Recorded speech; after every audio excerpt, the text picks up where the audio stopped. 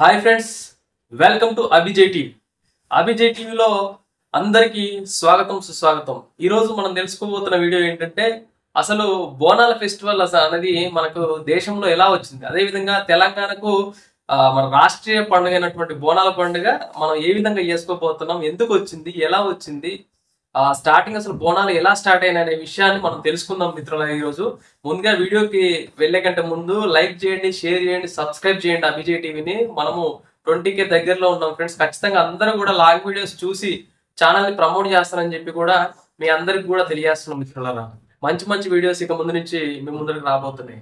ఇప్పుడు స్టోరీలోకి వెళ్తే యాక్చువల్గా 1969కి ముందు నుంచి కూడా బోనాల పండుగ మన తెలంగాణ రాష్ట్రంలో కొనసాగుతూ ఉన్నాయి. యాక్చువల్గా అప్పుడు హైదరాబాద్ రాష్ట్రంగా ఉండేది తెలంగాణ, అప్పటి నుంచి కొనసాగుతున్నాయి. దీనికి గల కారణాలు ఏంటంటే ఒక రెండు విశిష్టమైన కారణాలు ఉన్నాయి. అది ఏంటంటే, ఒకటి మీ అందరికీ తెలుసు, హైదరాబాద్ లో ఒకప్పట్లో ప్లేగు వ్యాధి వచ్చింది. ఆ తర్వాత మూసీ నది ఉధృతంగా ప్రవహిస్తూ హైదరాబాద్ రాష్ట్రాన్ని మొత్తం కూడా ముంచెత్తింది. ఈ రెండు కారణాలు బోనాల పండుగ ఏర్పడడానికి ఒకనొక రీజన్ గా ఉన్నాయి.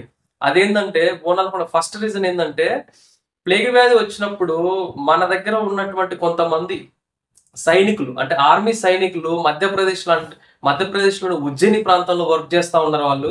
అప్పుడు వాళ్ళకు కొన్ని ఇన్ఫర్మేషన్ తెలుస్తా ఉన్నాయి, రోజుకు ఒక ఇన్ఫర్మేషన్ తెలుస్తా ఉన్నాయి. ఎందుకంటే వాళ్ళ ఫ్యామిలీ మెంబర్స్, వాళ్ళ ఫ్రెండ్స్ ఎవరో ఒకరు చనిపోతున్నట్టుగా ప్లేగు వ్యాధితో, పొద్దున్న మంచి ఆరోగ్యంగా ఉంటూ ఈవినింగ్ వరకు వాళ్ళు ప్లేగు వ్యాధితో వచ్చి హఠాత్తుగా చనిపోతున్నారన్న విషయాన్ని తెలుసుకున్న వాళ్ళు చాలా బాధపడి ఏమి చేయలేక వాళ్ళు మధ్యప్రదేశ్లోని ఉజ్జయిని ప్రాంతంలో దేవాలయంకి వెళ్ళి కాళీమాతను వాళ్ళందరూ కూడా కోరుకుంటారు ఏంటంటే, మాత, మా యొక్క ప్రాంతంలో ఉన్నటువంటి ఆ ప్లేగు వ్యాధిని, నీటిని అంతా కూడా నయం చేసి పెడితే నీ యొక్క దేవాలయం మా ప్రాంతంలో మేము సృష్టించి నీకు బోనం పెడతామని చెప్పేసి ఆ మధ్యప్రదేశ్లో ఉజ్జయిని ప్రాంతంలో ఆ కాళీమాతకు వాళ్ళందరూ కలిసి బోనాన్ని ఇస్తారు. ఫస్ట్ టైం బోనాన్ని ఇస్తారు.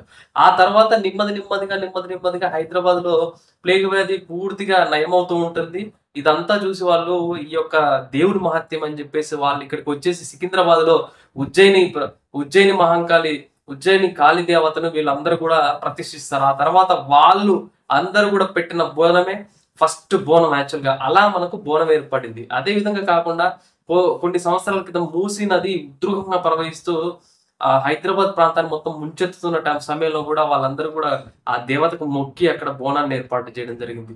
అయినా ఈ బోనం ఎలా పెడతారు అనేది కూడా ఒక పెద్ద సైంటిఫిక్, అంటే యాంటీబయోటిక్ సైంటిఫిక్ ఆలోచనలతో ఈ బోనాన్ని తయారు చేస్తారు. అదే విధంగా బోనం అంటే భోజనం, అంటే అమ్మవారికి భోజన నియమం. అమ్మవారు మనకు ఎలా అయితే భోజనం మనకి ఎవ్రీడే మనకి ఇస్తుందో, ఈ బోనం ఫెస్టివల్లో మనం కూడా అమ్మవారికి సమర్పించుకునే విధంగా బోనాన్ని మనం ఇస్తాం. అదే అమ్మవారికి ఇచ్చే భోజనం. అమ్మవారికి ఇచ్చే భోజనంలో అన్నం, పెరుగు మరియు కూరగాయలు, రకరకాలమైన కూరగాయలు, బెల్లం, పరమాన్నం రూపంలో వివిధ రకాలుగా మనం అమ్మవారికి ఒక బోనాన్ని మనము ఇస్తామన్నమాట. ఆ అమ్మవారికి స్వచ్ఛమైన రూపంలో మనం ఆ భోజనాన్ని అమ్మవారికి సమర్పించిన తర్వాత, అంటే ఒక కొత్త కుండలో చేసి దానికి ఒక పసుపు యాంటీబయోటిక్ ను రుద్ది, కుంకుమ, పసుపు పొట్లతో ఏర్పరిచి, వేప ఆకులతో పైన ఒక దీపంతో చేసి మనం ఆ బోనాన్ని అమ్మవారికి పెడతాం. ఇది ఒక బోనం యొక్క స్పెషాలిటీ అనమాట.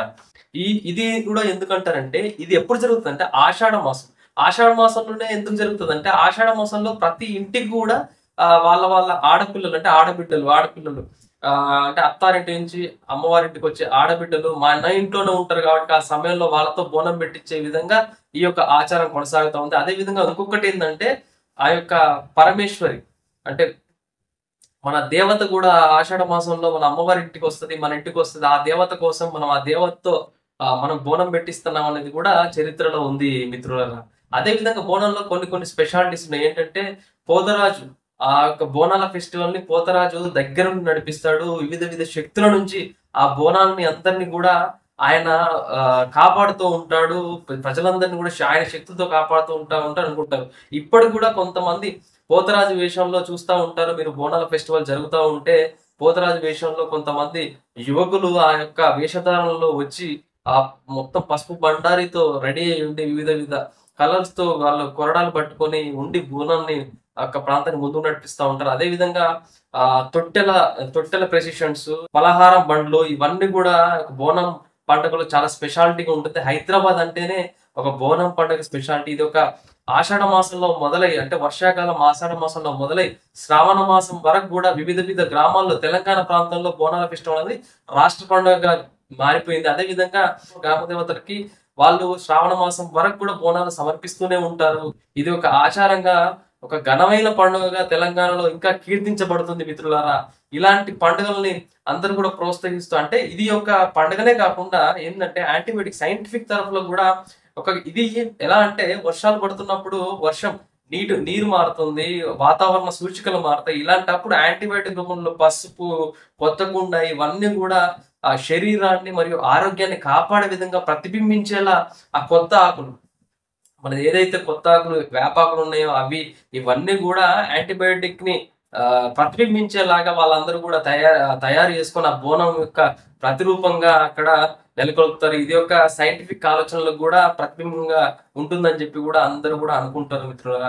అదే విధంగా ఈ బోనం పండుగ యొక్క విశేషాలు ఏంటంటే మనకు ఒకప్పుడు పల్లవ్స్ అనే కాకతీయులు పల్లవ్స్ అనే టైంలో కూడా బోనాల పండుగను మనం నిర్వహించుకుంటాం. గోల్కొండలో మొదటి బోనం నిర్వహిస్తారు. అది కులీ కుతుబ్ షా వాళ్ళు గోల్కొండని పరిపాలించే టైంలో కూడా ఈ యొక్క బోనాల పండుగని వాళ్ళు కూడా కంటిన్యూ చేయడం జరిగింది. అంటే అర్థం చేసుకోండి బోనాల పండుగకి ఎంత స్పెషాలిటీ ఉందో అసలు. అంటే మన వాళ్ళు కాకపోయినా కూడా వాళ్ళు బోనాల ఫెస్టివల్ కూడా కంటిన్యూ చేసుకుంటూ వచ్చారు. అక్కన్న మాదన్న టెంపుల్లో, లాలు దర్వాజా, మహంకాళి ఉజ్జయిని టెంపుల్ ఇలాంటి ఒక గణనీయమైనటువంటి ప్రాంతాల్లో అంటే పెద్ద పెద్ద టెంపుల్స్ లో కూడా బోనాలు నిర్వహిస్తూ ఘనంగా బోనం పండుగ చేస్తూ ఆ యొక్క దేవతను మనం స్మరించుకుంటూ ఉంటాము. అదే విధంగా ఇది బోనాల ఫెస్టివల్ అనేది కూడా మన తెలంగాణ ప్రాంతంలో అతి వైభవంగా జరుగుతుంది.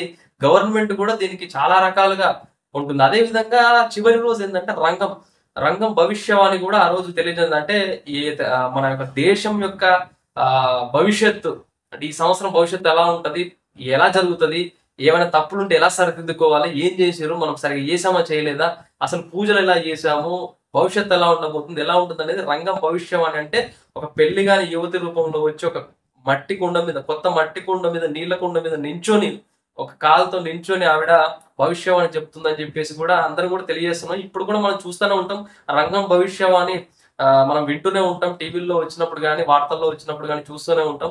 ఇవన్నీ కూడా చాలా విశేషాలు కూడా ఉంటాయి.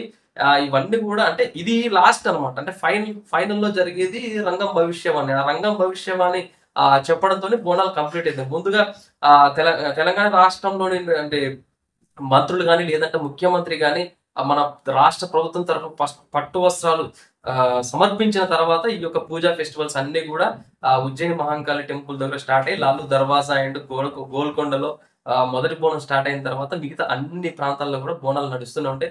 దగ్గరగా ఇది ఒక 2 రోజులు 2 నెలల సమయంలో బోనాలు అన్ని కూడా జరుగుతాయి మిత్రులుగా. ఖచ్చితంగా హైదరాబాద్ లో ఉన్నటువంటి ప్రాంత ప్రజలందరూ కూడా బోనాల ఫెస్టివల్ ఘనంగా జరుపుకోవాలని కోరుతున్నాం. అదేవిధంగా వర్షాకాలం నడుస్తా ఉంది, కాస్త జాగ్రత్తగా ఉండండి. వర్షంలో అందరూ కూడా మీ చుట్టుపక్కల ప్రాంతాలు కూడా అన్ని కూడా సరి చేసుకుంటూ మంచిగా ప్రయాణిస్తారని కోరుకుంటూ మీ యొక్క సేఫ్టీయే మాకు ముఖ్యం అని చెప్పి తెలియజేస్తున్నాం ఫ్రెండ్స్. పండుగని మనం ఎంజాయ్ చేయాలి. అదే విధంగా తెలంగాణ రాష్ట్ర ప్రజలు మరియు భారతదేశ ప్రజలందరికీ కూడా బోనాల పండుగ శుభాకాంక్షలు. మీ అభిజే టీవీ. ఇప్పుడు గనక నేను చెప్పినటువంటి స్టోరీలో ఏదైనా తప్పులు దొరికినట్టయితే క్షమించండి ఫ్రెండ్స్. ఇది కూడా కొన్ని మనము ఇన్ఫర్మేషన్ తీసుకుని గూగుల్ సంథింగ్ మనకు ఉన్నటువంటి తెలిసిన వాళ్ళ దగ్గర ఇన్ఫర్మేషన్ తీసుకొని మనం ఈ యొక్క ఇన్ఫర్మేషన్ ఇవ్వడం జరిగింది. ఇందులో ఏదైనా తప్పులు కానీ లేదంటే ఏదైనా స్టోరీ నేను అటు అటుగా చెప్పినట్టు కనుక అయ్యి ఉంటే మాత్రం క్షమించండి ఫ్రెండ్స్. దీన్ని తప్పుగా తీసుకోకూడదు. ఓకేనా? మీకు గనక ఏ టెంపుల్స్ మీద గనక మనం అభిజే టీవీ తరపున వీడియోలు చేయాలని మీకు కనుక అనుకుంటే ఈ వీడియో చేయండి, ఈ టెంపుల్ గురించి, ఈ యొక్క చరిత్ర గురించి వీడియో చేయండి అని చెప్పేసి మన కామెంట్ సెక్షన్ లో కామెంట్ చేయండి ఫ్రెండ్స్. అదే విధంగా కొత్తగా హైప్ అనే ఆప్షన్ వచ్చింది. ఈ వీడియోని ఎక్కువ మంది చూడాలనుకుంటే హైప్ అనే ఆప్షన్ మీద కొట్టి నాకు హైప్ పాయింట్స్ కూడా ఇస్తారని చెప్పి కూడా అభిజే టీవీ తరపున కోరుకుంటున్నాం ఫ్రెండ్స్. ధన్యవాదాలు ఫ్రెండ్స్. ప్లీజ్ సబ్స్క్రైబ్ టు అభిజే టీవీ.